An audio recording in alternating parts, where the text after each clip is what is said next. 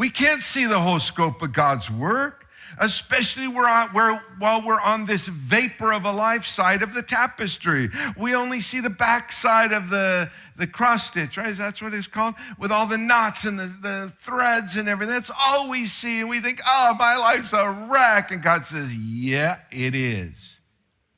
Wait till you see what I've done with it. God, there's no way you could work. Yeah, wait.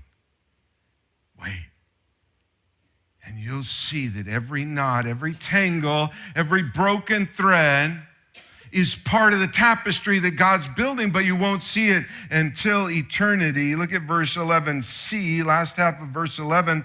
Ecclesiastes 3 says, but even though we have this desire for eternity in our hearts, even so people cannot see the whole scope of God's work from beginning to end. You cannot see from God's perspective from this side of eternity. We've got to stop thinking that we can or should. When we get there, then we will see the right side, the eternal side of God's works. Like Paul says in 1 Corinthians 13, then I will know as I am known.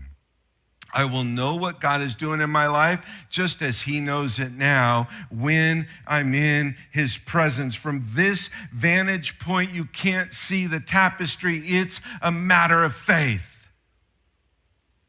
We cannot believe because we see.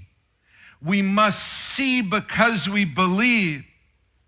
We must say, God, I know you're at work in my life, not because I can see it, because I know you and I know your promises. So I know you're at work in my life, and that allows me to see by faith that you're at work in my life. You can't see what God's doing. You can't understand it. You can't control it. And so the wisest man in the world wants you to ask, so what? So what do I do? If I can't see it, can't control it, can't understand it, what am I supposed to do? Look at verse 12, Ecclesiastes 3, verse 12. Solomon says, so I concluded there is nothing better than to be happy and enjoy ourselves as long as we can. Now listen, this is the secret, this is the vapor life side secret of Ecclesiastes. Solomon is not speaking of sinful enjoyment. Get that out of your head. He's not saying, live sinfully and get all you can get, take all you can take.